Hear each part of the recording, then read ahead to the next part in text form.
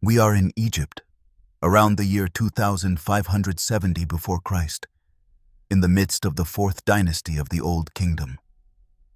Before us stretches the Giza Plateau, a horizon of stone and sand where the rising sun slowly lifts, spilling golden light over the desert.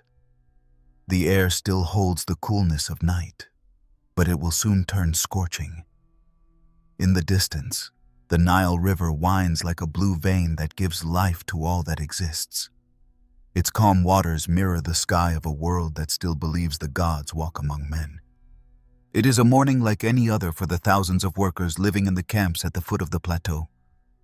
But for us, traveling through time, this sunrise marks the beginning of one of the greatest feats in human history, the construction of the Great Pyramid of Khufu. A project that will not only change Egypt's landscape, but also the way we understand the ambition, faith, and ingenuity of a civilization. Before we go on, I'm very curious to know from where in the world and at what time you're joining tonight. I'd love to read you in the comments. This journey will be long, full of discoveries, and I'd like us to walk it together, like explorers of the past who watch and wonder at what our ancestors were capable of. The sun climbs a little higher, and life begins to awaken completely. The sound of metal striking stone echoes in the distance. Copper hammers, chisels, and ropes form a rhythmic symphony that accompanies the workers' awakening. Men gather in organized crews. Their bodies are covered in dust, but their eyes reflect a blend of effort and pride. Among the adobe houses of the workers' settlements, women prepare bread and beer, the staple that will keep the thousands who labor on this colossal work on their feet.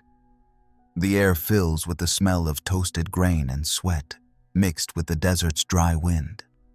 If we close our eyes, we can imagine the murmur of conversations, the creak of the sled's wood, and the hiss of wind dragging sand between stone walls. This place is not just a work site, it's a temporary city that breathes to the rhythm of construction.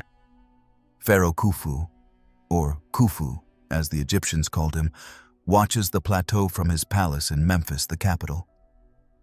He is about 30 years old and has a dream that transcends his life: to raise a perfect monument that will secure his passage to eternity. In his mind, the pyramid already exists. It is a symbol of power and faith, a bridge between the world of men and the realm of the gods. For Khufu, this construction is not a work of stone, but a spiritual machine that will guarantee his rebirth beside Ra, the sun god. The priests of the temple at Heliopolis have calculated the astronomical alignments with precision. Every angle, every orientation, every measure obeys a worldview in which nothing is accidental. In ancient Egypt, cosmic order, Ma'at, had to be reflected in every human action, and the pyramid would be its purest manifestation, a mountain of stone that imitates the primordial hill from which the gods created the world. Egyptian society is at its height. Agriculture flourishes thanks to the Nile's floods, and surplus grain allows labor to be freed for monumental projects. This is not, as has sometimes been imagined, a mass of chained slaves. Most workers are peasants who, during the flood seasons, join the royal crews. In return, they receive food, clothing, and a prestige passed down from generation to generation. Taking part in the pharaoh's work is an honor, an act of devotion that brings the common man closer to divinity. Imagine walking among them. The ground trembles beneath the sleds that drag multi-ton stone blocks. Every movement requires coordination, strength, and technique. A foreman sets the tempo with a staff, and the men pull the ropes in unison, chanting songs that help keep the cadence. The sound of their voices mingles with the wind and the murmur of tools. The landscape of Giza, which today seems motionless and eternal to us, was then a hive of activity. On the horizon rise earthen ramps, mounds of cut stone, and canals that link the Nile with the quarries. Boats bring granite from Aswan, alabaster from Hatnub, copper from Sinai. All Egypt seems to set itself in motion to serve the pharaoh's purpose. Each region contributes something: stone, wood, food, or human force. It is a national effort, almost a collective work of faith. As the day advances, the sun becomes relentless. Shadows vanish, and the heat makes the air shimmer. Men cover themselves with linen cloths, and overseers move among the groups offering fresh water and bread. The workdays are long, but the organization is meticulous. Each crew has its specific task. Some cut, others polish, others move. And at the center of it all, a team of engineers directs the project's initial layout, the base of the pyramid. There, on the bedrock of the plateau, the builders mark the monument's first limits. The surface is leveled with a precision that surprises even modern engineers, a deviation of barely a few millimeters. The Egyptians lacked advanced technology, but they had a deep knowledge of geometry, astronomical observation, and the use of simple tools. Their wisdom was practical, born of centuries of experience and a mindset that united science and religion into a single thought. When the sun begins to descend, the light takes on a reddish tone. The workers return to their villages, and the desert falls silent again. But something has changed. In the carved stone and in the accumulated effort of that day already beats the seed of eternity. No one knows it yet, but that first layout will mark the start of a legacy that will outlive empires, wars, and entire civilizations. The wind rises over Giza, lifting clouds of dust that swirl in the air as if the desert itself were breathing. Night will bring rest, the stars, and the murmur of the Nile.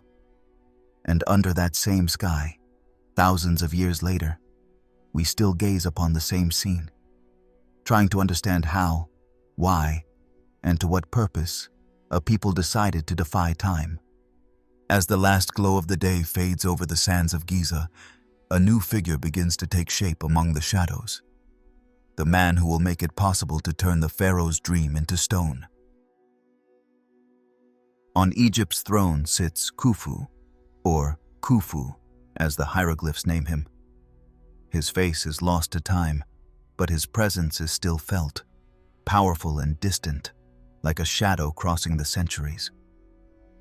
Heir to Sneferu, the great innovator of pyramids, Khufu grew up among tales of conquests, temples, and constructions meant to bring man closer to the gods. Yet there is something different in him, an ambition that exceeds even the bounds of tradition. He is not content to repeat his father's glory. He wishes to surpass it, to leave his mark on stone and on eternity. Egypt, under his rule, lives an age of splendor. The country is rich, powerful, and its organization is so perfect it seems a living organism. From the northern delta to the mines of Nubia, every citizen knows his place in the divine order. The pharaoh is not a mere ruler. He is the incarnation of the god Horus on earth, the mediator between men and the cosmic forces that keep the universe in balance. When Khufu speaks, it is as if the gods themselves were doing so through his voice. But that power is not only political or religious, it is also profoundly symbolic. In the Egyptian mindset, everything that exists must reflect the harmony of the cosmos. Architecture is not an expression of beauty, but of sacred order. And so, when Khufu orders his pyramid built, he seeks not simply a tomb, but an axis of the world, a juncture between heaven and earth. His pyramid will be a physical manifestation of Ma'at, the universal principle that represents justice, balance, and truth. To understand his decision, one must imagine the world through that man's eyes. From the royal palace in Memphis, the Nile stretches like a shining artery, and around it flourish villages, temples, and canals. The river's annual floods ensure fertility, and with each cycle, Egypt is reborn, like the sun at dawn. For Khufu, that eternal repetition of natural order is not a mere phenomenon. It is proof the gods have granted the pharaoh the duty to maintain the universe's harmony. The pyramid will be his offering to that mission. On the palace walls, scribes inscribe decrees on papyri. One of them establishes the start of preparations for a monumental work west of Memphis. There, where the sun dies each afternoon, the great funerary monument will rise. The Egyptians believed the West was the abode of the dead, the place to which the soul must travel to be reborn beside the god Ra. That is why all necropolises were set on the Nile's western bank, and Giza offered the ideal plateau, firm, elevated, bathed in the light of sunset. The priests interpret signs, observe the stars, and determine the exact point where the base must be raised. According to them, the monument's layout must not only follow the principles of geometry, but also the movements of the sky. Each face of the pyramid will align with a cardinal point, each axis with a solar path. Thus, when the sun sets, its light will graze the stone as if marking the doorway to the beyond. Khufu supervises every decision with an almost obsessive precision. Though pharaohs often delegated to their viziers and architects, he personally takes part in the foundational rituals. He is not moved by impatience, but by an absolute faith in his destiny. His voice is deep, his presence imposing, and the priests attribute to him a gaze capable of inspiring devotion and fear in equal measure. Under his command, Egypt becomes a beehive of activity. In the quarries, laborers extract limestone with copper tools. In the workshops, artisans craft measuring instruments, braided ropes, and rudimentary plans on papyrus. Scribes record every delivery of materials, every workday, every offering to the temple. The project's magnitude demands an administration without precedent. 10,000 men laboring for decades, fed, housed, and coordinated with mathematical precision. And yet, despite his absolute power, Khufu is not remembered fondly in ancient texts. Centuries later, the Greeks will portray him as a tyrant, a severe and haughty man who forced his people to work for his glory. But that image, tinted by a foreign gaze, does not fully reflect reality. In the Egypt of the Old Kingdom, the pharaoh's authority was not oppressive, but sacred. The men who took part in his work did not consider themselves slaves, but collaborators in the divine order. To serve the pharaoh was to serve the cosmos. Khufu's court shines with splendor. Musicians, scribes, mathematicians, and astronomers coexist in an environment where knowledge and religion intertwine. It is known that under his reign, the first proportional calculations to measure angles and slopes were developed, and that the priests of Heliopolis perfected stellar observation.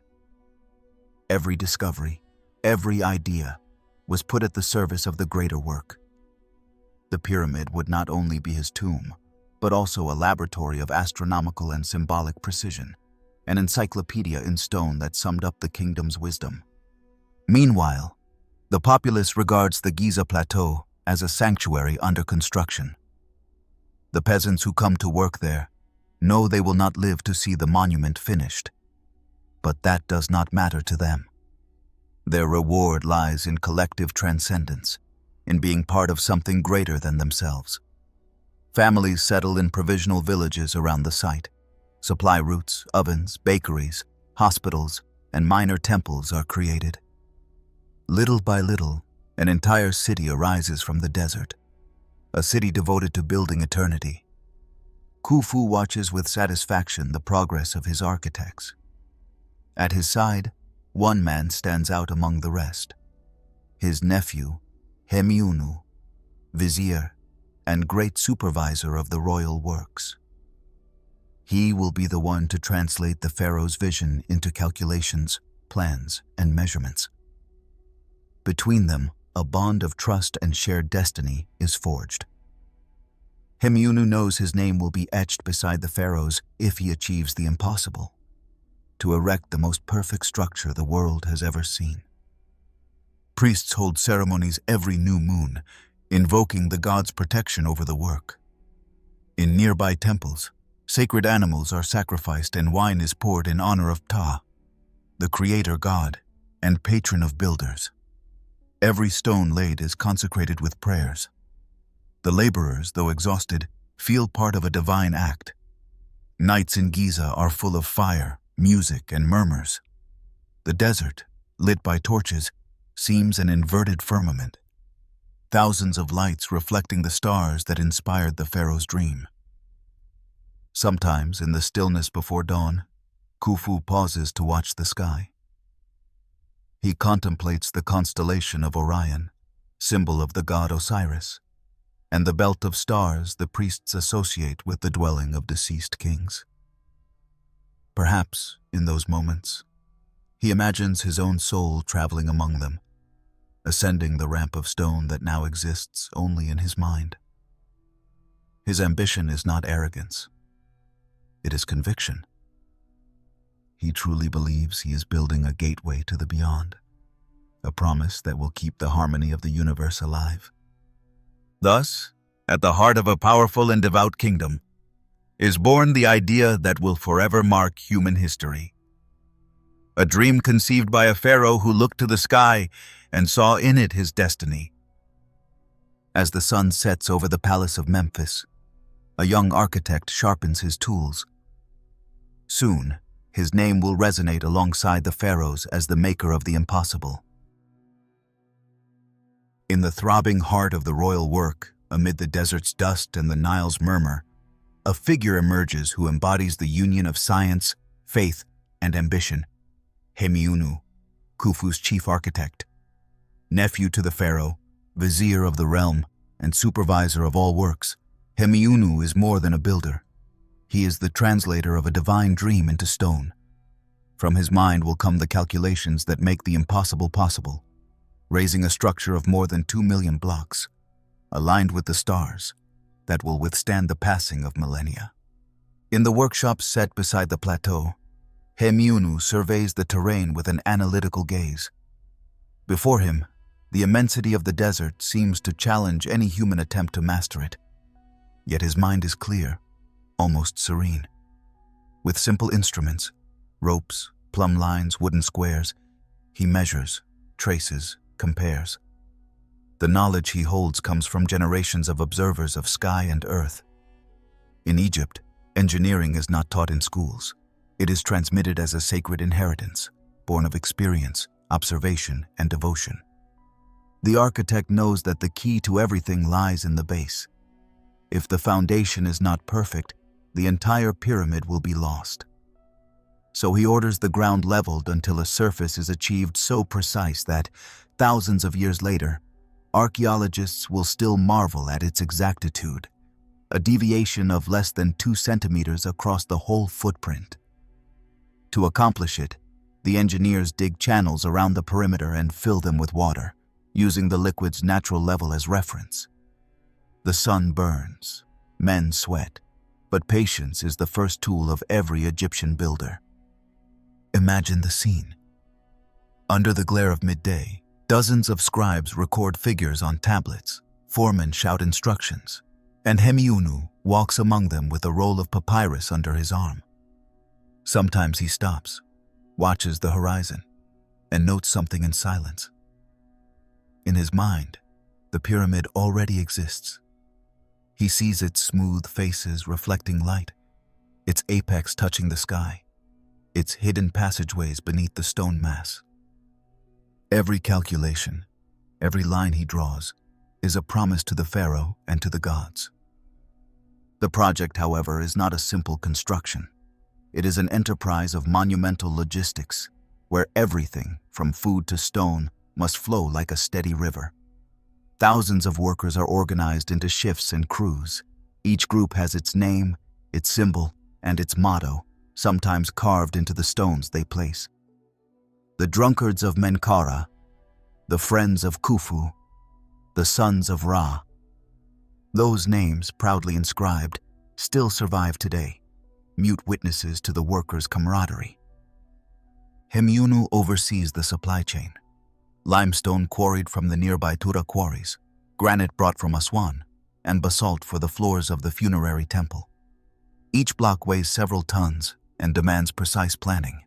Wooden sleds glide over wetted tracks to reduce friction, and barges travel along canals that link the Nile to the construction site. all Egypt becomes a coordinated machine, driven by a blend of science, faith, and discipline. The architect is also a man of ritual. Before the first block is laid, ceremonies are held to consecrate the site.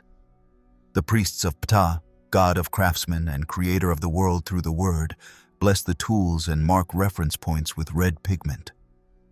Offerings are laid at the future monument's corners: bread, beer, incense, and figurines of tutelary gods. Engineering and spirituality intertwine without contradiction. For the Egyptians, to build was to pray. On the hardest days, Hemunu finds refuge in the shade of a tent where he keeps his plans and models. There, on limestone tables, rest papyri with his calculations, wooden models representing the inner chambers, and diagrams of ramps and corridors. The precision with which he works amazes even his contemporaries. In an age without iron or pulleys, he manages to design a system that will raise multi-ton blocks to dozens of meters in height. Though the exact methods have been lost, everything indicates he used inclined ramps, whether frontal or spiral, combined with counterweights and sleds. The slope had to be gentle, long enough to allow the ascent of the blocks without fracturing them. Men pulled with ropes while others poured water over the sand to harden it. Every meter gained upward was a victory, one more step toward the pharaoh's immortality. Night in Giza offers respite. Under a sky saturated with stars, Hemunu watches Orion and the Great Bear, the constellations that will guide the monument's orientation. The priests taught him that the stars' arrangement reflects the god's order, and that if the pyramid aligns with them, so will the pharaoh's soul on its eternal journey. With rudimentary instruments, a simple mast, a cord, and a T-shaped bar, he determines the cardinal points with astonishing precision. The pyramid's faces will be aligned almost exactly with north, south, east, and west. In those moments of silence, when the wind blows among the hills and the desert seems asleep, Hemunu feels the weight of responsibility on his shoulders. He does not build for himself, nor even for Khufu. He builds for time. He knows that when the work is finished, he may no longer be there, but his name will be bound to the stone forever. His labor is not only technical, but moral, to ensure that the world's order remains unchanged, that the cosmos's harmony finds its reflection in perfect geometry. Each dawn brings new challenges. Blocks must fit with millimetric accuracy, ramps must be adjusted, measurements checked constantly. An error of a few degrees could throw the whole into misalignment. But the system works. The almost military organization keeps the project moving. Scribes record progress, priests bless milestones reached, and laborers celebrate each completed course with songs. The pyramid begins to rise, slowly, like a second mountain over the desert. From afar, the limestone's gleam beneath the sun makes it look like a fragment of solidified light. The inhabitants of Memphis can see it from the other side of the Nile, growing day by day, defying the horizon. Some kneel when they see it, convinced they are witnessing a miracle. Hemunu, however, knows there is no miracle, only calculation, sweat, and patience. Sometimes, as he reviews the progress from an elevated platform, he feels the air vibrate with a strange energy. Perhaps it is the heat, or perhaps something more. The sensation of taking part in a sacred act, lifting stone upon stone until reaching the sky, mastering matter to serve the spirit. That blend of rationality and mysticism defines Egypt's spirit. No mathematical formula, no modern compass, can fully separate the scientific precision from the religious fervor that guides its builders. For them, measuring is an act of faith, and every number a reflection of divine perfection. As years pass, the pyramid becomes a visible symbol of order and power. Its base seems to merge with the earth. Its summit points toward infinity. The desert, a silent witness, watches as human effort and a pharaoh's will turn into stone. And as the sun once more sets over the Giza Plateau, Hemunu lays his tablet on the table, wipes the sweat from his face, and watches the glow spill over the horizon. Much remains to be done, But the dream has taken shape. The sound of hammers echoes in the distance. The army of builders keeps growing, and soon human labor will become an unstoppable tide. The sun rises again over the Giza Plateau, and with it awakens an army that bears not weapons but tools. They are the Pharaoh's builders, thousands of men and women who each day transform the desert into a hive of life and purpose. From afar, the movement of this multitude looks like a river flowing through dust and stone. Some carry baskets of sand, others drag sleds, others knead bread or fill amphorae with water. Each fulfills a function within a perfectly meshed human machine. At the center of that organization is the idea of order and collaboration. Nothing is left to chance. Scribes move through the camps with clay tablets and reed brushes, noting rations, shifts, and relays. Foremen ensure each crew keeps pace, and supervisors, trained as junior architects, measure progress and report it to Hemiunu. At first glance, it might seem chaos, but in reality, it is a system as efficient as any army, with hierarchies, shifts, and defined responsibilities. Contrary to the old image of slavery, most workers were neither prisoners nor forced, but free peasants who came to the works during the season when the Nile flooded the fields. When the waters covered the farmland, no agricultural labor was possible, and the state used that time to call the populace to the great royal projects. There, instead of rest, they found sustenance, shelter, and the feeling of taking part in something transcendent. The builders received lodging in organized villages, with plotted streets and adobe houses roofed with palm branches. Some of those dwellings, unearthed centuries later by archaeologists, preserved remains of carbonized bread, pottery fragments, and cattle bones. Signs of a diet more varied than one might imagine. They ate barley bread, dried fish, dates, and thick beer, which was more nourishing than intoxicating. The state cared for them because it knew well-being kept the work's rhythm. At the complex's northern end rose granaries and storehouses where reserves of grain, oil, and dried meat were kept. Next to them, the stone workshops where artisans honed their copper tools, polished blocks, made ropes, and repaired transport sleds. The constant buzz of saws, the metallic strike of chisels, and the murmur of conversations composed a music of their own, a symphony accompanying the pulse of labor. Imagine walking those streets. Dust rises beneath your sandals. The smell of fresh-baked bread mingles with the smoke of hearths, and everywhere resounds the voices of foremen setting the rhythm. On the house walls are inscriptions with the work team's names. The Friends of Khufu, those who intoxicate the Pharaoh, the Lions of the Sun. Those names, written with humor and pride, reflect the humanity of those who took part in the work. They were not numbers in a ledger, but men with identity, camaraderie, and purpose. Each group of laborers worked under a standard, like a company within the army.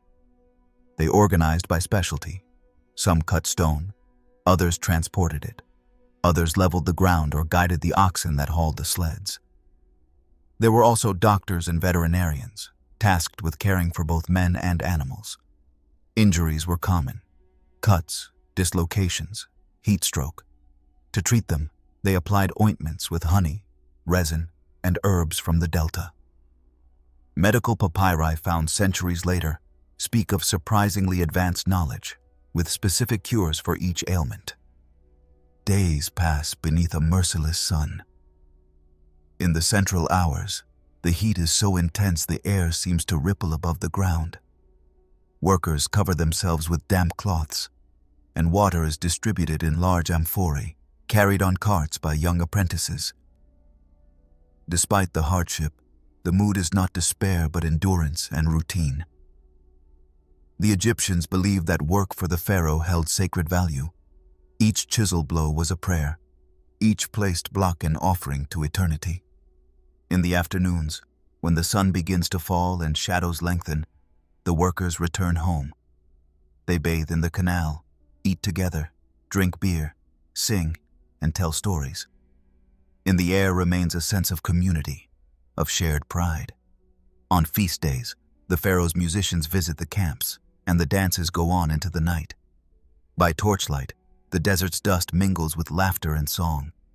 It is the well-earned rest of a people working for the greatest of purposes, to give shape to immortality. The pharaoh's presence, though distant, is constant. Royal envoys visit the works with offerings and decrees, reminding all that everything being raised belongs to Khufu's realm. In his name, food is distributed and progress blessed. Deep down, that collective devotion is what keeps the system in motion. No one works alone. All feel their effort forms part of a plan that transcends their lives. Hemiunu himself tours the camps from time to time. His presence commands respect, but also inspires confidence. He knows motivation is born of recognition. He often stops to speak with foremen, watches loaded sleds, and notes suggestions on his tablet. When something doesn't work, he analyzes it calmly, without needless punishments. He understands that human labor, like stone, needs balance and care to avoid fracturing. As months turn into years, the pyramid begins to grow. From the first courses, the work already casts a colossal shadow over the plateau. Blocks fit with astonishing precision. The access ramps stretch like snakes of hardened clay, and the echo of labor can be heard for kilometers. Travelers crossing the Nile at dusk see the structure rising on the horizon and gleaming under the setting sun's light. Many stop to watch it in silence, as if witnessing the birth of a new god. The army of builders raises not only stone, it also raises a symbol. Each day leaves traces, marked hands, footprints in the mud, fragments of broken tools. All this, centuries later, will allow archaeologists to reconstruct not only the technique, but also the daily life of the workers who made the miracle possible. In the nearby tombs, some of them were buried with honor, accompanied by amulets and small statuettes, a sign that their labor was recognized and valued. In this human anthill, something more than a pyramid is forged. A collective identity is forged, a national pride, the certainty that shared effort can overcome time. Every laborer, every architect, every priest praying on the Nile's bank forms part of a millimetric symphony that combines precision, strength, and faith. And though none can imagine it, their work will outlive empires and civilizations, outlast dust and oblivion. The sun falls once more, tinting the sky red. The men's shadows stretch over the sand, and the murmur of work slowly ceases. The desert's silence returns, as if all built during the day were paused until the next dawn. In the distance, the Nile reflects the last glimmers of light. The pyramid, still incomplete, seems to breathe beside them, growing in silence. When darkness covers the plateau, somewhere in the nearby quarry, the first hammer blow rings on freshly cut stone. The heartbeat of a new day is already beginning to awaken. Day breaks over the plateau with an almost unreal clarity. The air vibrates with the hum of thousands of voices, with the creak of wood, the hiss of taut ropes, and the steady strike of copper on stone. On the horizon, dust rises in fine columns that the wind scatters across the sky. Khufu's great project is no longer an idea on papyri, nor a trace upon the sand. It has begun to take shape, to rise inch by inch. The pyramid, still in its infancy, emerges from the ground as if waking from the desert's dream. The base is already finished, leveled with a precision that seems to defy time. Hemiunu, the chief architect, oversees the works from a wooden platform. He watches as laborers set the first courses of limestone, carefully cut to fit one another with barely any space between. Each block has been measured, polished, and adjusted with simple tools, yet guided by a technique refined over generations. Around him, scribes and foremen mark positions with red pigment, ensuring that every line follows the plan traced by the gods. The process is as meticulous as it is hypnotic. From nearby quarries, the stone blocks arrive, hauled on sleds that crawl slowly along tracks of moistened mud. The men pull the ropes with bodies leaning forward, while others with jars of water wet the ground to reduce friction. The damp sand turns compact, almost like a solid carpet over which the sled slides more easily. The technique, seemingly simple, requires coordination and strength. Each block weighs between 2 and 15 tons, and yet it moves, centimeter by centimeter, driven by the effort of dozens of men. When the sleds reach the foot of the work, a new team takes over.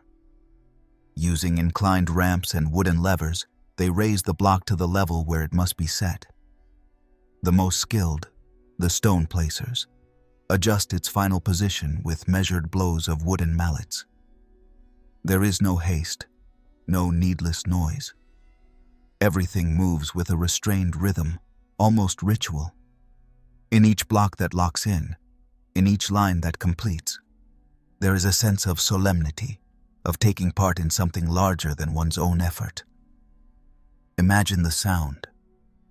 The dry thud of hammers, the squeal of wood under tension, the short orders that cut through the wind's hum. At times, the air vibrates with the laborers' chants, rhythmic melodies to coordinate their movements. The voices, mixed with the distant drum of the foreman, create a kind of ancestral music that accompanies the construction. It is a heartbeat that resonates across the desert, Egypt's heart beating to the tempo of stone. As the pyramid grows, so does its complexity. Hemyunu must constantly adjust calculations, the slope, the angle, the alignment with the cardinal points. Nothing can deviate by even a degree. The entire structure depends on exactness. The priests, for their part, continue daily rituals, convinced that each stone must be consecrated before it takes its place. The gods, they say, must inhabit the construction from the first moment, for only then will it become the Pharaoh's dwelling in eternity. The work continues without rest for years. The seasons follow one another. The Nile rises, floods the fields, recedes, and leaves the land fertile. Each agricultural cycle brings a new wave of laborers, replacing those who return to till their plots. Thus, the pyramid advances like a constant breathing, fed by Egypt's own rhythm. There is no day of inauguration, nor a single moment of start or pause. Only a continuous flow, a slow and perpetual transformation, where stone climbs and the desert turns into temple. Little by little, the lower courses begin to close and the structure rises toward the sky. Laborers, long used to working at ground level, now must ascend ramps that coil around the work. Each day, the ascent becomes longer and more arduous. The thinner air mixes with dust that floats like a golden veil under the sunlight. From on high, the view is overwhelming. The Nile gleams in the distance. The villages look like miniatures, and the horizon loses itself in a sea of endless sand. During breaks, some sit on still warm blocks and gaze upon the immensity. They know their lives unfold on the same stage, day after day, but they also know that what they build will not disappear with them. That awareness of permanence sustains them, drives them. The elders of the camp say the Pharaoh has promised them a place in the afterlife at his side, and many believe it. To work for Khufu is to work for eternity. In the nearby temples, priests make offerings to the god Ptah, patron of builders, and to the god Ra, the sun that illumines the work. Each sunset, when the sun settles on the horizon, its reddish light touches the highest blocks, igniting them as if they were alive. The laborers read it as a blessing. Ra himself approves their progress. The link between sky and earth is tangible. For them, the pyramid is not merely a tomb, but a sacred instrument, a channel that will unite the Pharaoh's soul with the stars. Meanwhile, Hemyunu reviews the plans for the interior. Chambers and passages begin to take shape within the stony mass. The sloping galleries, hidden corridors, and sealed rooms form a labyrinth of stone devised to protect the Pharaoh and guide his spirit on its journey to the beyond. Everything has a meaning. The angle of each passage, the orientation of each chamber, the position of vents aligned with the constellations. The pyramid, more than a tomb, is a machine of resurrection. The desert watches in silence. From afar, the growing monument looks like a newborn mountain held together by human will. On moonless nights, its silhouette stands against the firmament, and some swear they can see the stars seeming to bow over it, as if recognizing its form. Perhaps the gods, from their celestial abode, smile at the persistence of men. As the years pass, the upper courses begin to close the structure. The work becomes slower, more dangerous, more exhausting. The blocks must be lifted to ever greater heights, and the sleds creak under the weight. Many men have left their strength and their lives in the stone, yet the work does not stop. The pyramid keeps growing, ever closer to the sky, ever farther from the imaginable. And then, on any given day, when the sun lights the plateau at its zenith, Hemiunu looks down from above at the whole. At his feet, the pyramid rises majestic, and though much remains to complete it, its silhouette dominates the horizon. The pharaoh's dream has acquired body and volume. It is no longer a symbol nor a wish. It is a living presence, a mountain made by human hands. In the afternoon silence, as the wind strokes the newly set blocks, the architect feels something like vertigo. He understands that what they are building does not belong only to their time.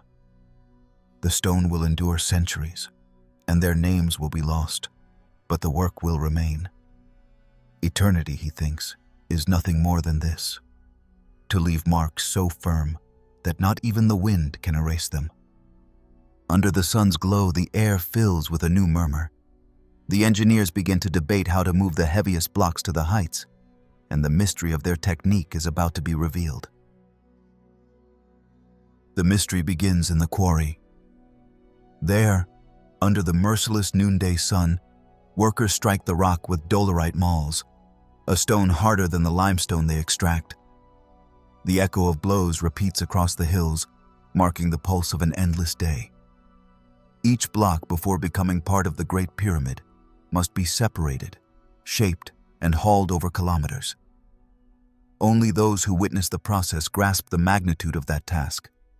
Moving hundreds of thousands of stones, each several tons, without iron, without wheels, without cranes, and with a precision that even modern machines struggle to replicate. In the quarry's depths, master stonecutters trace cut lines upon the bedrock. Following those grooves, they insert dry wooden wedges which, once wetted with water, expand and open cracks in the stone.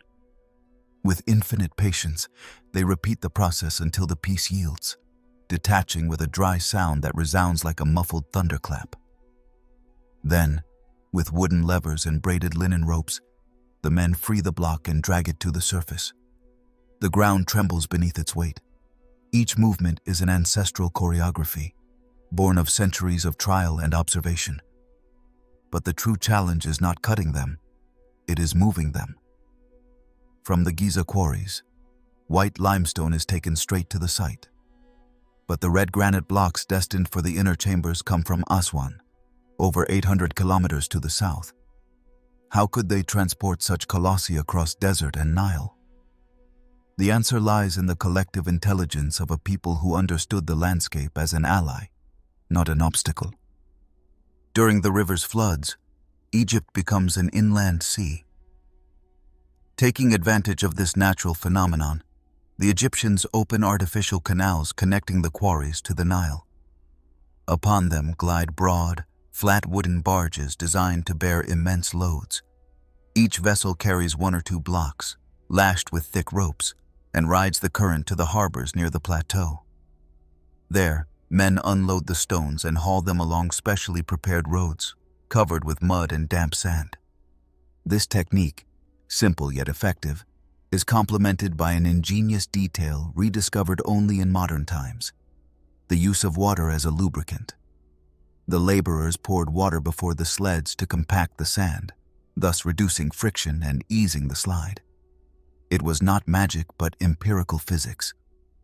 By wetting the ground, the sand ceased to scatter and became firmer, allowing the blocks to move with half the effort. That, confirmed centuries later by modern experiments, shows how deeply the ancient Egyptians grasped the principles of mechanics, though they never framed them in words. Picture the scene. A sled loaded with a stone the size of a small room inching along an inclined track. 50 men pull the ropes while others wet the sand with jars. Foremen set the rhythm with wooden staffs, striking the ground to keep time.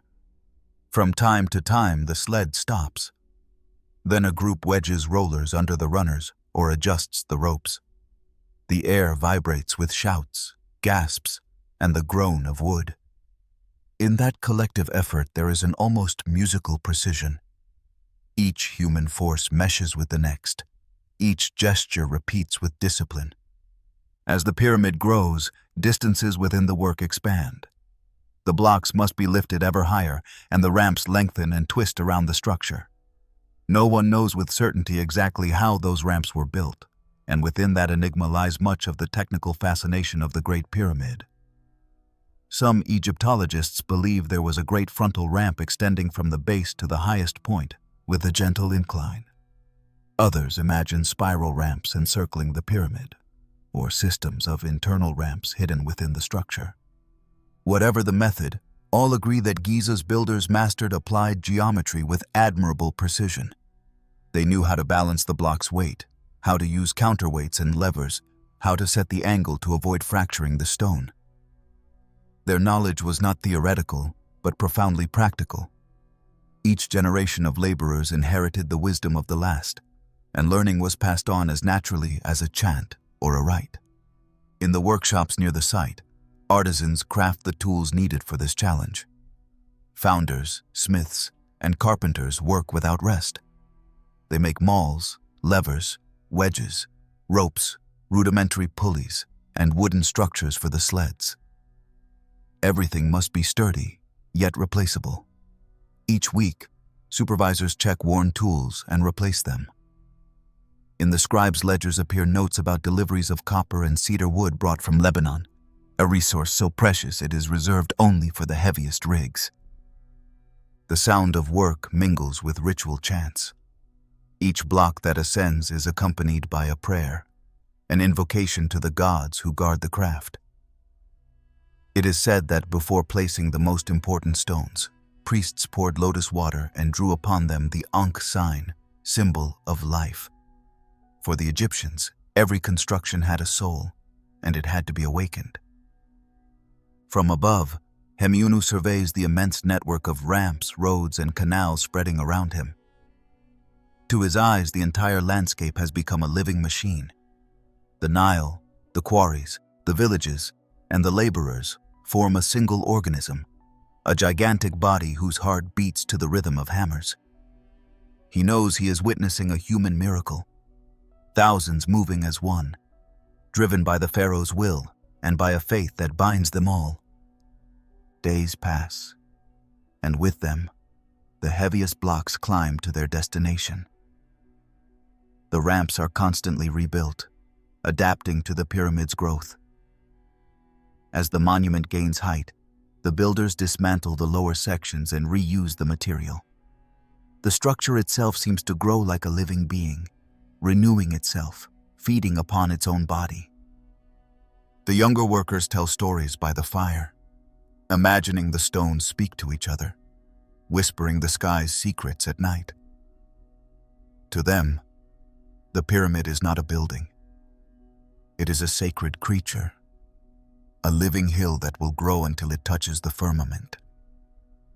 In the desert silence, beneath a sky studded with stars, that idea seems perfectly possible. When the day's last lights fade on the horizon, the sled's echoes wane. The pyramid stands against the sky with an ever sharper silhouette, its apex still distant, yet inevitable. The wind blows, carrying the smell of mud, sweat, and incense from nearby temples. All Egypt works in harmony, as if an invisible will were guiding every effort. The transport mystery is not only a matter of technique. It is a story of ingenuity, cooperation, and the human capacity to turn the impossible into the everyday. Each stone set carries not only tons, but generations of knowledge. Perhaps that is why, thousands of years later, the pyramid still inspires awe, not only for its size, but because within it beats the echo of that shared wisdom. The wind calms, and within the monument the first passageways begin to be traced. The architect's attention now turns toward the very entrails of the stone. While the sun lights the smooth faces of the growing pyramid, inside, far from the clamor of laborers and the wind's murmur, another work unfolds, quieter and more mysterious. It is there, under tons of stone, that Hemiunu and his team labor in the monument's secret heart, a space conceived not for human eyes, but for a god's soul. For that is, after all, what the Pharaoh represents. A divinity who has chosen to dwell among mortals and who, when his time comes, will ascend again to the sky. Within the structure, corridors open like veins inside a colossal body.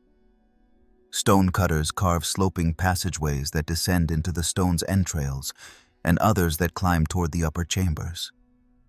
The air is dense, saturated with the smell of dust and the rock's dampness. Torches crackle, casting shifting shadows upon freshly hewn walls. In here, the desert sound dies away. Only the rhythmic strike of hammers, the scrape of metal on stone, and the deep murmur of men working by firelight can be heard. Hemiunu, bent over a papyrus spread on a slab, studies the plans of the inner labyrinth. He knows the monument's success depends not only on its outer form, but on the interior's symbolic precision. Every passage, every chamber, every angle has a spiritual and mathematical purpose. There is no improvisation.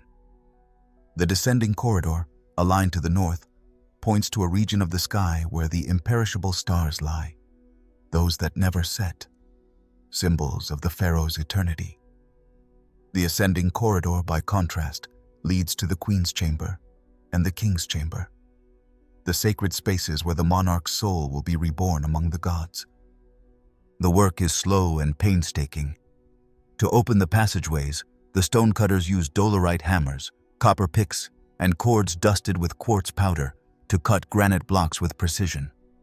Each stone must fit the next without any fissure, so that the assembly's pressure keeps the structure sound for centuries.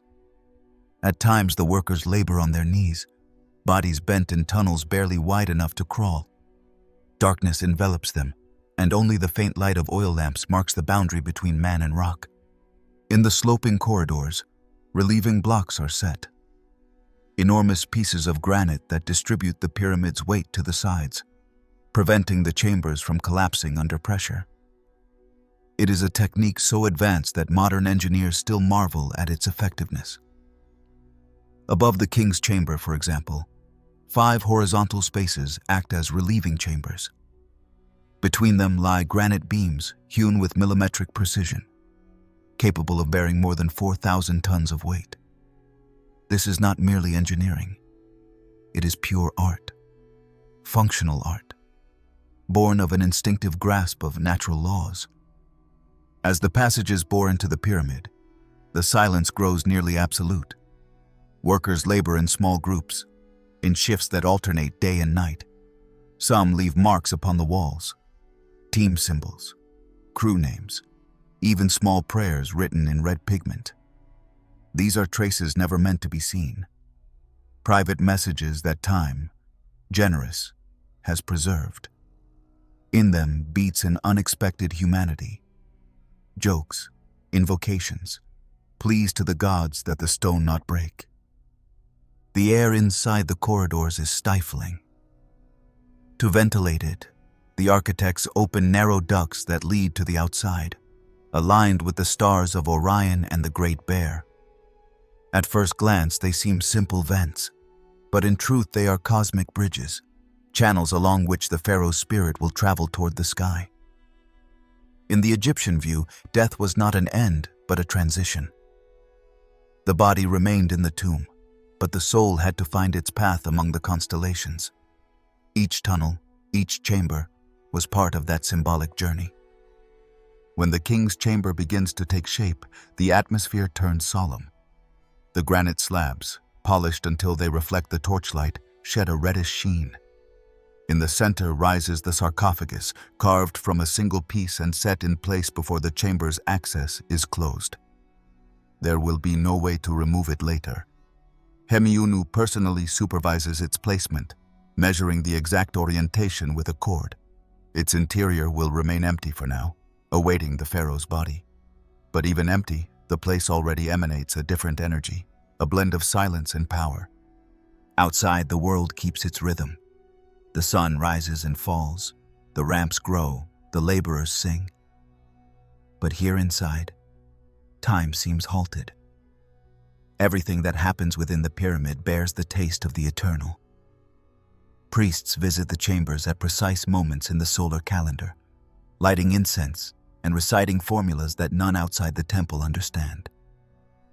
Every word, every gesture, seeks to awaken life in the stone. Imagine walking those corridors. The light flickers, shadows lengthen, and the air grows cooler as you descend. The walls, smooth and mute, seem to absorb sounds. There is a sense of instinctive respect, almost fear, as if the space itself were alive. Perhaps this is what the workers felt, aware they were entering a place where man and God meet. Months turn into years. The pyramid rises skyward and deepens inward. The oldest laborers say the monument now has a soul, that it breathes and vibrates with the wind's passage. Sometimes at nightfall, when the echoes of work fade, some swear they hear a murmur in the galleries, as if the stones were speaking among themselves. Perhaps it is air moving through the ducts, or perhaps, as the priests believe, it is the voices of ancestors watching over the work. At last, the passageways are sealed, the chambers closed, and the entrances disguised beneath new layers of stone. Only the priests know the accesses and the rituals to perform when the time for burial comes. From the outside, no one would suspect that beneath that perfect surface beats a labyrinth of corridors and chambers carefully devised to guide the pharaoh on his final journey. On the day Hemiunu inspects the king's chamber for the last time, the silence is total. He lays his hand upon the cold stone and feels its deep vibration, as if eternity already rested within. He knows his work inside is complete, that the pyramid's heart beats in harmony with the cosmos. What remains to be done lies now outside, where the stone's brilliance must reach its final form. As he emerges, the desert's warm air strikes him hard. The contrast between the inner darkness and the sun's blinding light forces him to close his eyes. Behind him lies the silent chamber that will one day receive the pharaoh. Before him, the immensity of the monument that still keeps growing. And as the sun descends over Giza, the priest's murmur blends with the wind's song. The ceremonies are being prepared, for the gods are already watching closely the work that rises toward them. Over the Giza Plateau, the sun falls straight down, without shadows. The pyramid now stands imposing, its structure complete, though still bare, without the white stone mantle that will soon make it blaze. From a distance, it seems a natural mountain, but as one draws closer, the perfect order of its lines is revealed, the precision of its angles, the geometric purity that only a mind obsessed with balance could conceive. All Egypt pauses to contemplate it, peasants, priests, scribes, and artisans. No other monument has achieved such harmony between earth and sky. From this moment on, the work ceases to be purely physical. Around the pyramid unfolds a deeper, invisible dimension, directed by the priests of the solar temple and the guardians of the funerary cult. They are the true keepers of the work's ultimate meaning. Those who interpret the signs, who recite the hymns, who give a name to each stone and to every wind's direction. Without them, the pyramid would be only a set of immense blocks. With them, it becomes a bridge between worlds, the axis that connects the cosmos's order with the human order. The priests of Heliopolis, experts in astronomy and ritual, arrive in linen tunics and shaven heads, bringing scrolls covered with sacred formulas. At dawn, when the sun barely peeks over the horizon, they climb to the monument's base and perform ceremonies to invoke Ra, the sun god, and Thoth, lord of wisdom. They chant in an archaic language that resounds among the stones as if time itself were answering. In their hands they bear small figures of gods, amulets, and lotus flowers, which they leave at the pyramid's corners as offerings. The work is almost finished, but each day a new rite is celebrated. In Egypt, the act of building is also an act of faith. It is not enough to raise stone upon stone. The monument's spirit must be awakened. The priests walk the ramps, mark symbols on the blocks, and pour wine and milk into the cracks as food for the gods. They insist that, with each gesture, the pyramid fills with life, and that Ra's energy, trapped within its geometry, will protect the pharaoh beyond death. Hemiunu watches all this with a blend of wonder and calm. He knows the most technical part of his work has ended, but he also understands that another construction now begins, subtler and more eternal, that of meaning. The prayers, the rituals, the symbolic offerings are how men seal their work before the gods' eyes. The pyramid no longer belongs only to humans. It is the sky's property. Around it, the funerary complex begins to take shape. Temples, walls, access ramps, altars, and processional avenues are built to link the pyramid with the Nile Valley. The priests in charge of Khufu's funerary cult supervise these works with almost bureaucratic precision. Everything must be in place for the moment when the pharaoh leaves his mortal body and begins his journey toward the western horizon. Nights are different now. The laborers' chants and the strike of tools are no longer heard. Only the wind. At times, the glow of torches breaks the darkness, lighting the monument's apex.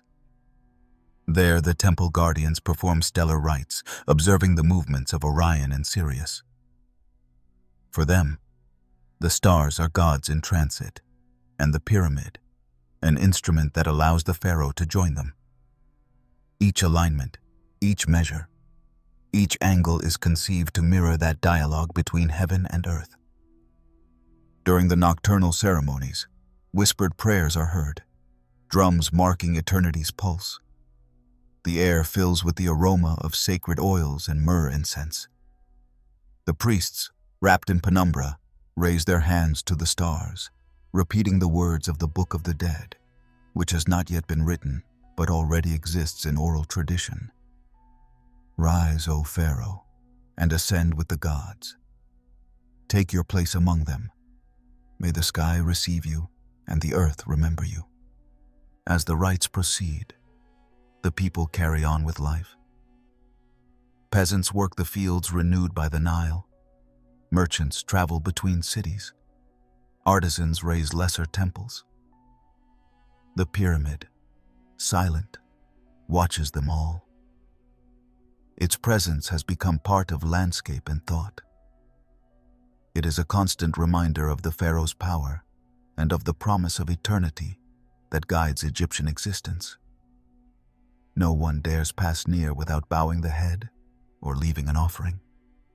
The respect it inspires is not imposed, it is felt. In time, the laborers who took part in the construction begin to depart.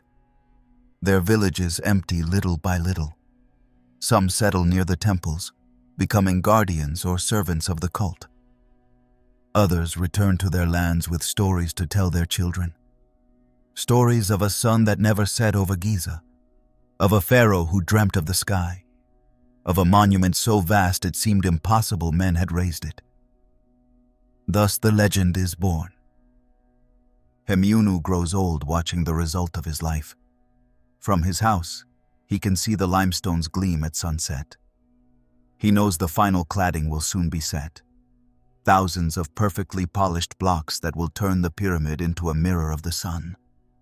Under that light, the structure will seem alive, like a petrified flame. Perhaps that is how the gods choose to recognize themselves in the work of men. The priests continue their labor, unceasing. They are the guardians of time, those who must keep the cult and the memory. Each dawn they repeat the foundational prayers. Each solstice they renew the offerings. At each eclipse they read the omens the heavens inscribe. The pyramid becomes the most perfect calendar ever built. Its shadow marks the seasons. Its orientation points to the sun's eternal course. For the Egyptians, time does not pass. It repeats, like Ra's daily journey across the firmament. The pyramid guarantees that cycle will not break. And so, while the stone remains unmoving, life keeps turning around it.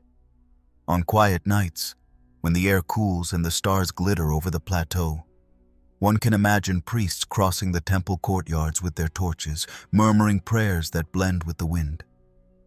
In that ancient silence, the pyramid seems to listen, keeping every word, every echo, every human intent.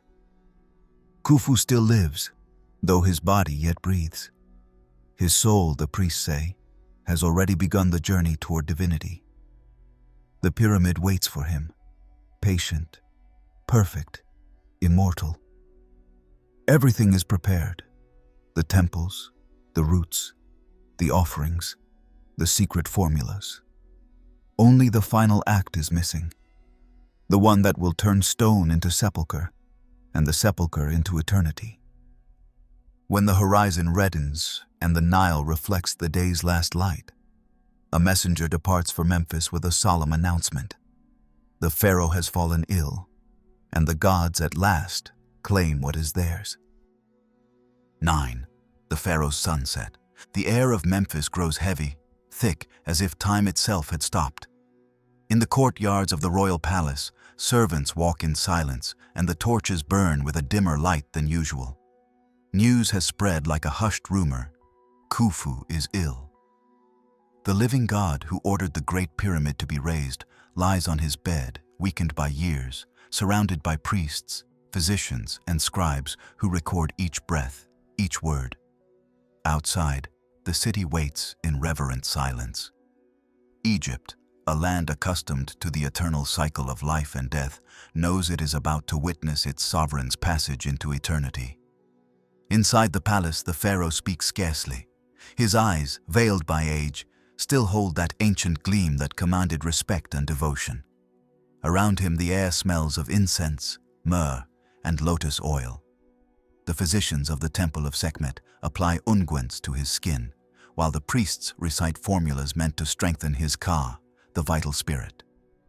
Khufu listens in silence, with the serenity of one who knows his destiny is fulfilled. His gaze, more than on the present, seems fixed elsewhere, upon the desert, where the pyramid he commanded awaits him, shining beneath the sun. On the cooler nights, he asks that the curtains of his chamber be opened to contemplate the sky.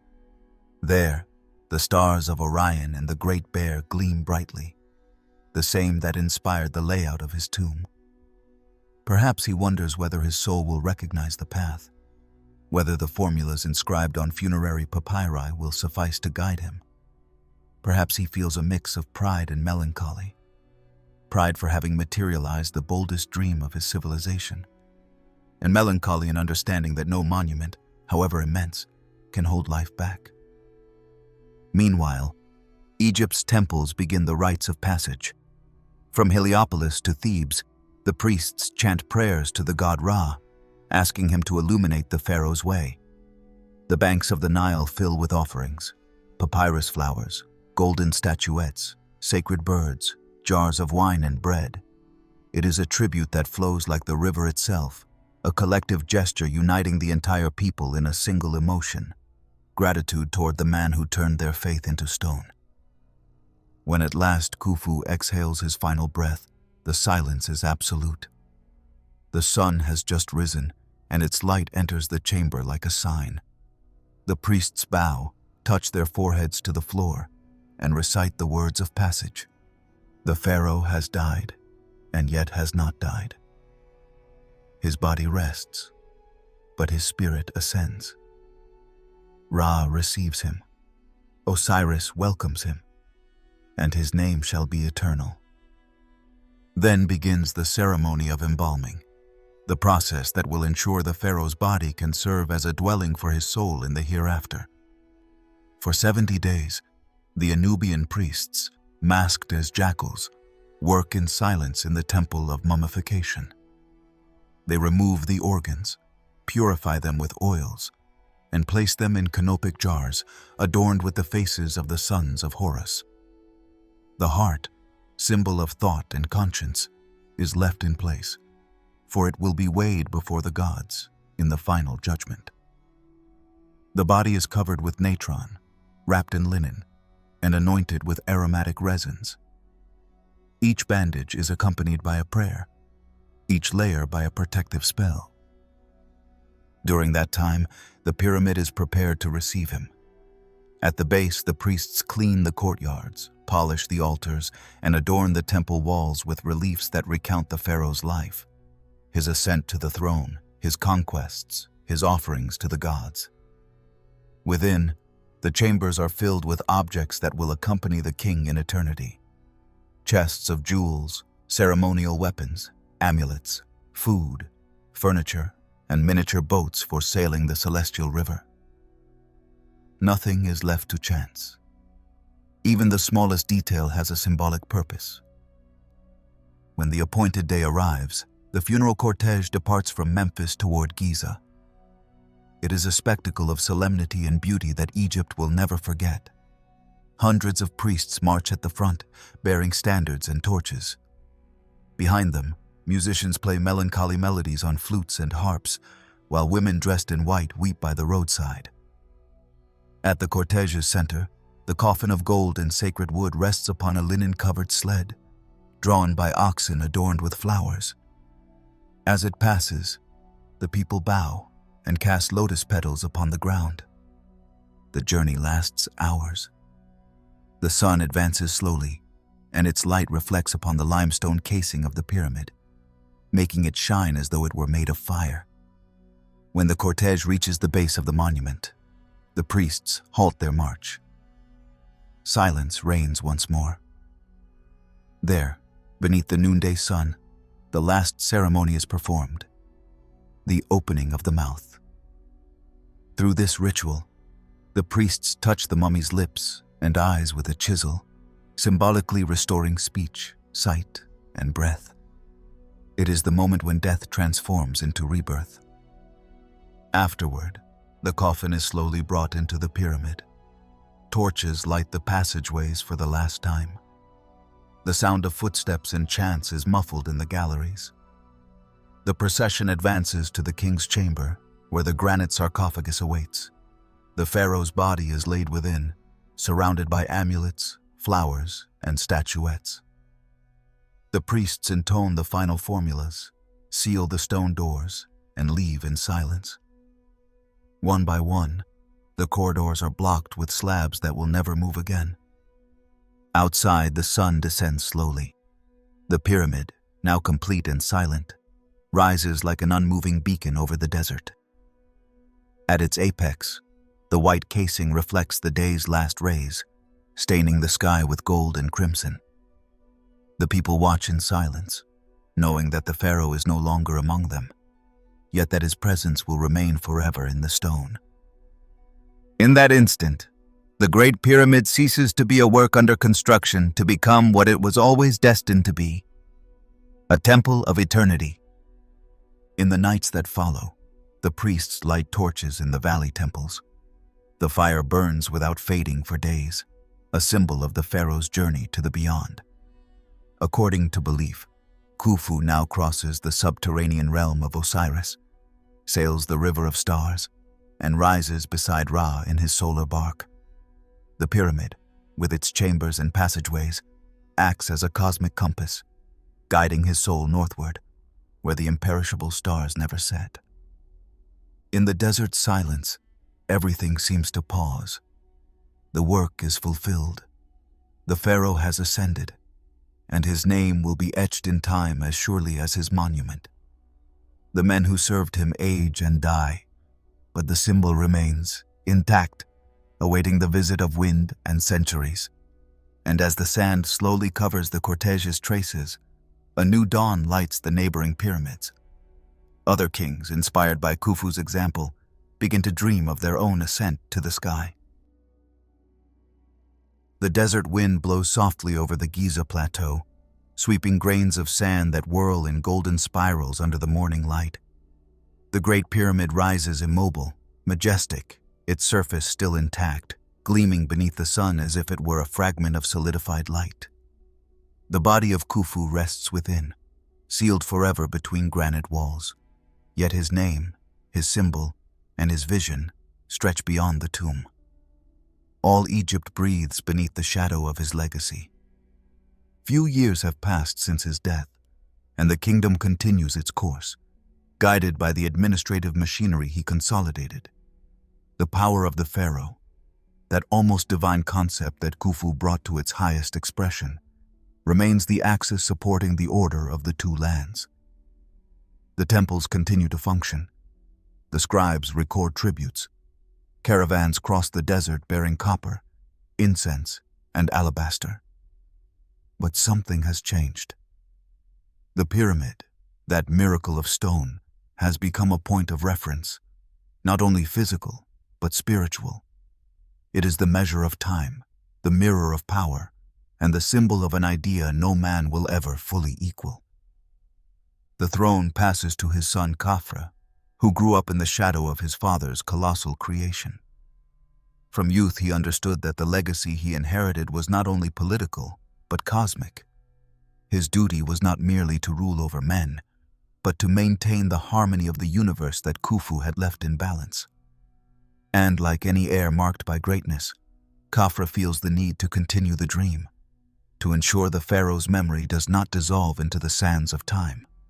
Thus begins the tale of Giza's second guardian.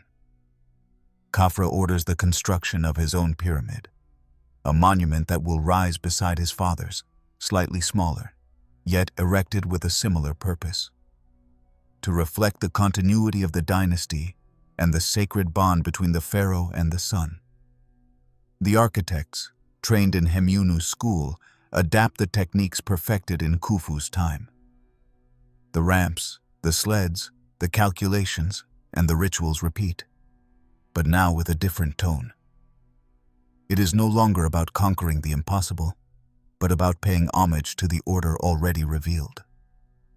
At the foot of Khafra's pyramid, a new stone guardian arises, the Great Sphinx, carved directly from the plateau's living rock.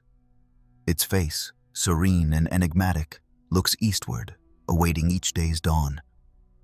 Its lion's body symbolizes the pharaoh's strength, its human face, the wisdom that governs that strength. Some believe it was conceived as a representation of Khafra himself. Others think it is a symbol of solar power. Whatever its origin, the Sphinx becomes the silent guardian of the pyramids, the unmoving witness to the passage of ages. Khafra's funerary complex reflects the perfection of the inherited order. His pyramid appears taller than Khufu's, though it is not. The elevated ground on which it stands creates the illusion of superiority. It is a subtle gesture, a way to affirm continuity without rivalry. The son honors the father, yet also ensures his own name is etched alongside his in history. Meanwhile, the Egyptian people contemplate the two pyramids as if they were twin mountains on the horizon, dwellings of the gods. The priests teach that when the sun descends at dusk, it passes through the space between them, entering the underworld to be reborn at dawn. Giza thus becomes the stage for an eternal drama, the cycle of day and night, of life and death, of the cosmos's perpetual rebirth. Years pass, and after Khafra comes Menkaure, Khufu's grandson. His character is different, more pious, closer to the people. Under his reign, the pyramids reach their last golden phase. His monument, smaller than the previous ones, does not seek to surpass his predecessors in size, but in beauty. The rosy granite casing that covers its base glows under the sun with a warmth that contrasts with the pure white of the others. His pyramid is a hymn to human proportion within the immensity of the legacy. Menkaure represents the closing of a cycle. With him, the age of the Great Pyramids comes to an end. Egypt has reached the summit of its technical and symbolic power, and Khufu's dynasty has left an indelible mark on history. None of his successors will build anything comparable again. Future generations will prefer temples, obelisks, and rock-cut tombs, works more intimate and spiritual, yet less grand. Even so, Giza's echo will remain forever as the standard of perfection. For Egyptians of the centuries that follow, Khufu's pyramid becomes time's point zero, the axis around which memory turns. The priests of Ra consider it a physical manifestation of the sun god himself, a mountain of light where the pharaoh continues to be reborn each day. Even peasants, as they plow their fields, lift their eyes toward Giza and murmur prayers. It matters not that the builders' names fade or that dynasties change. The pyramid remains, immune to the passing of time, like a halted breath. Imagine that horizon. 3 pyramids aligned, reflecting the dawn over the desert. At their feet, the Sphinx watches the returning sun. Day after day, century after century. The kings who commanded their construction have vanished, but their works still stand, as if they were still guarding the world's order. Giza becomes a sanctuary of time, a place where past and present blur, where death seems a form of life. Hemiunu is long dead, and with him disappears the generation of men who raised the first Great Pyramid. Yet his legacy continues in the architects and priests, who teach new generations the art of measuring, aligning, balancing the cosmos with stone. Egypt has understood that immortality is achieved not by faith or force alone, but by knowledge. Each stone set, each calculation drawn, is a way of approaching the universe's mystery. Centuries will pass, and the desert sands will partly cover temples, causeways, and workers' villages. But the pyramids will remain, upright, defying the elements. They will be visited by kings, conquerors, and travelers from distant lands. Some will admire them, others will fear them. And although their meanings will change with time, their presence will evoke the same sensation, the certainty that once humankind looked to the sky and built something that reached it. Khufu's lineage will fade, but his imprint will remain in stone. Future generations will speak of him not only as a pharaoh, but as the man who turned eternity into visible form. And when the echo of his name fades among the sands, other voices, centuries later, will awaken the mystery once more, seeking in its stones the answers time chose not to reveal. Time, that invisible sculptor, begins to work slowly over the Giza Plateau. Centuries pass like the wind that brushes the stones, erasing traces, blurring paths, yet failing to bend the perfect form of the Colossus. What was once the throbbing heart of Khufu's realm becomes a silent landscape, covered by desert dust and the nostalgia of ancient splendor. Yet even in silence, the pyramid still speaks. Its voice resonates in every era, adapting to new ears, new beliefs, new tongues. During the Middle Kingdom, many centuries after Khufu's death, pharaohs still look to Giza as one gazes upon a god's face. Though their own tombs are now built in more discreet places, carved into the rocks of the Valley of the Kings, the shadow of Egypt's greatest monument still stretches over the entire civilization. Priests keep the solar cult alive, pilgrims leave offerings at the pyramid's feet, and scribes copy ancient texts that extol Khufu's name as he who mastered time. With the arrival of the new kingdom, Egypt opens to the world. The Theban pharaohs, like Ramesses and Thutmose, raise monumental temples in honor of the gods, yet none can rival the mathematical purity of Giza. Egyptian art has evolved, religion has been refined, but the pyramids remain as mute witnesses to an earlier, almost mythical time. Priests call them the mountains of creation, symbols of the primordial hill from which life emerged. Even in the temples of Karnak and Luxor, architects echo their triangular form in obelisks, as though every later monument wished silently to recall its origin. As centuries pass, desert winds begin to cover the lesser temples surrounding the pyramids. The workers' villages disappear beneath the sand. Only the main stone endures, immobile, perfect, unaltered. Grains of sand brush its surface like a natural clock, marking the millennia's passage. The white gleam of the limestone casing, which once mirrored the sun, begins to fade, worn down by erosion and later by human hands that strip it away to build new cities. In the times of the Persians and the Greeks, Giza becomes an enigma. Foreign travelers who reach Egypt are awed by the pyramid's size and age. None can imagine how they were raised. The local priests, keen to preserve the mystery, offer symbolic and mythic versions. They say the gods taught men the secrets of stone, that stars descended from heaven to mark the design.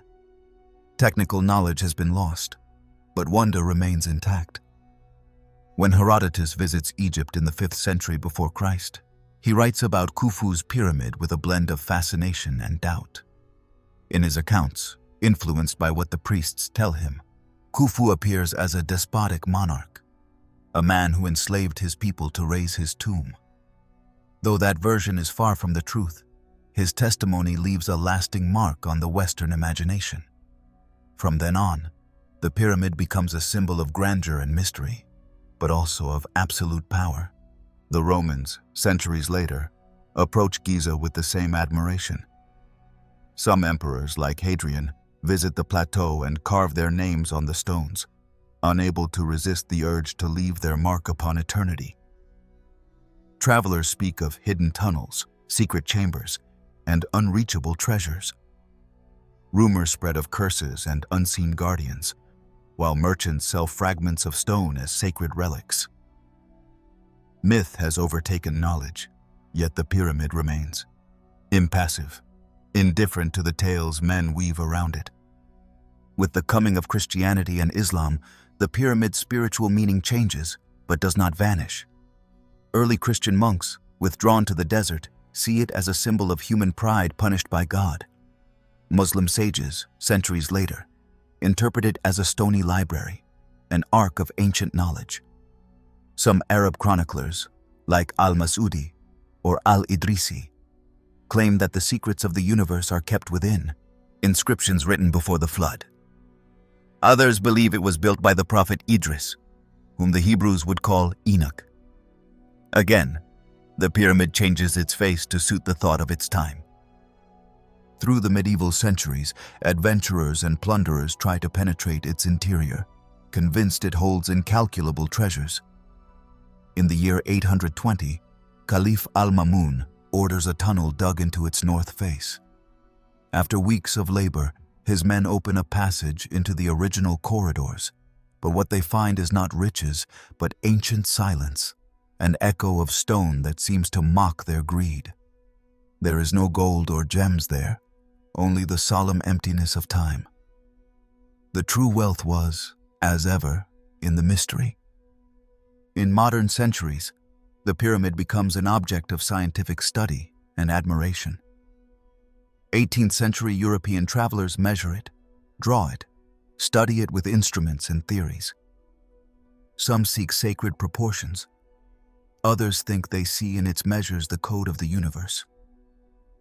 In the 19th century, archaeologists begin to excavate with more rigorous methods. They discover workers' villages, tools, ramps, and crew graffiti. Little by little, the legend of slaves fades, and the true story emerges, that of an organized, intelligent, devout people who raised a mountain of stone through faith and knowledge. Even so, despite all that science reveals, the pyramid preserves something inexplicable. Whoever stands before it feels a mix of humility and awe. Its proportions are so exact, its scale so beyond human, that it is hard to believe it was built by human hands. Perhaps that is its greatest lesson, to remind each generation what humankind can achieve when reason is joined to purpose. And so, across the centuries, the pyramid has passed from tomb, temple, oracle, library, and enigma to what it is today, a mirror of humanity. In its blocks are reflected all eras, all interpretations, all the questions man has asked about himself. No matter from which culture or creed it is contemplated, it always returns the same sensation, that of standing before something that transcends time. When night falls over Giza, and the desert winds caress the ancient stones, the lights of Cairo flicker in the distance, like a new human firmament. The pyramid remains silent, watching civilizations pass before it, one after another, like fleeting shadows. Its worn edges still keep the shape of the original dream, and beneath the moon it seems to glow with an inner light, the same that once guided Khufu's soul to the stars. And as darkness wraps the desert, the sky fills with constellations, the same sky that thousands of years ago inspired men to raise in stone the reflection of the eternal. Night falls over the plateau, slow, almost solemn. The day's heat dissolves into the air, and the sky ignites with thousands of points of light that seem to breathe in unison. Where the desert meets the horizon, the Great Pyramid emerges like a perfect shadow, an unmoving geometry that cuts the firmament. All around it falls silent. Only the wind whispers among the ancient blocks, carrying echoes of voices that no longer exist. More than 4 millennia have passed since Khufu's men set the last stone. Yet in this nocturnal stillness, it seems time has not passed. The stars that watch today's visitors are the same that guided Hemiunu in his calculations, the same that the priests invoked to open the Pharaoh's path to eternity. In Giza, the sky has never changed. Only men have. The guides who cross the plateau with their lanterns barely light the weathered edges of the stone. Each block, blackened by centuries, seems to guard a story. Here and there, fragments of inscriptions, quarry marks, traces carved into rock. They are minimal tracks of a human epic that remains alive in the world's imagination. For the pyramid does not belong to the past, it belongs to memory. It is the symbol of a question humanity keeps asking. How did they manage to raise the impossible? Modern science has answered many of those doubts. We know how the blocks were quarried, how they were moved, how they were aligned with a precision that astonishes even with today's technology. We know they were not slaves, but free citizens moved by faith, duty, and collective pride.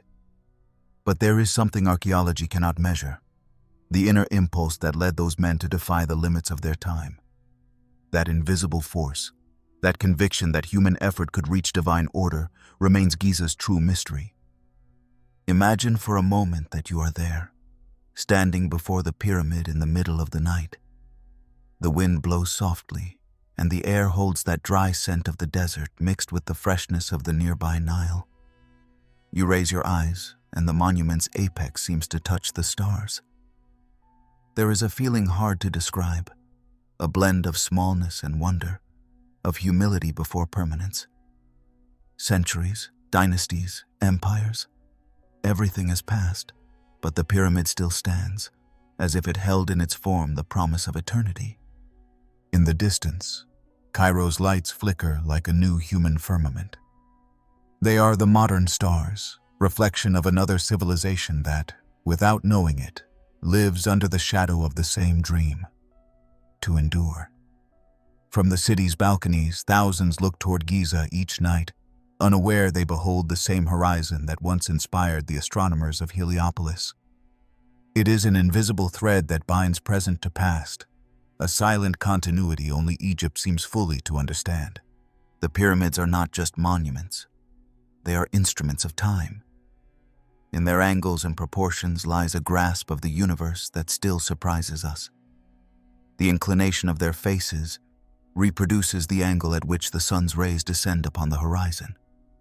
Their orientation points precisely to true north, an achievement that would take centuries in other civilizations. It is as though the ancient Egyptians had deciphered part of the cosmos's language and carved it in stone so it would never be lost. And yet, the most moving thing about the pyramid is not its size or accuracy, but its humanity. Each block was cut, transported, and set by hands that no longer exist, by men and women who believed their work was part of something greater than themselves. None of their names reached us, save a few scrawled in hidden chambers, but their work speaks for all. It is the anonymous voice of humanity striving to leave a mark. In the night's silence, one can imagine Hemunu, the architect, standing in the same place, contemplating his creation under the stars. Perhaps, on his last visit, before sands covered the paths and centuries erased names, he felt what any person feels who looks upon it today: the certainty that human time is brief, but the act of creating can be eternal. The wind blows harder. Grains of sand strike the stone like a natural clock that never stops turning. Sometimes archaeologists say the desert does not destroy. It only hides. Perhaps that is why the pyramid has survived, because time chose not to erase it, only to protect it. It is a refuge of memory, a mountain made of faith and knowledge. Around it, the other pyramids and the Sphinx complete the landscape. Together they form a sacred triangle, an alignment that obeys not only geometry but also a deep idea: the union of sky, earth, and man. Each represents a stage of the human journey toward transcendence.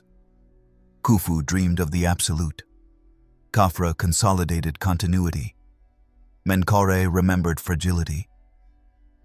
3 generations, 3 visions of the same longing: to overcome time. Cultures change, languages are forgotten, religions reinvent themselves. But the question remains: why do we keep looking at the pyramids with the same fascination as travelers of antiquity? Perhaps because, deep down, we still recognize in them something of our own, that unshakable desire to leave a trace, to build something that outlives us. In the end, the pyramid is not merely a pharaoh's monument. It is the portrait of all humanity striving to rise. On the horizon, Orion shines, exactly where the ancients said the pharaoh's soul rested. The stars keep their course, unchanging, repeating the same journey each night. Below, on earth, the pyramid keeps its vigil. It is the same dialogue that began more than 40 centuries ago.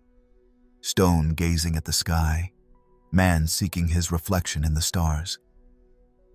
When dawn begins to show, the sun's first light caresses the monument's apex. The day's gold spreads slowly down its faces, and the pyramid wakes again, as if breathing with the sun. In that instant, one understands what the Egyptians always knew: that each day is a resurrection, that life and eternity are not opposed, but repeat in an endless cycle.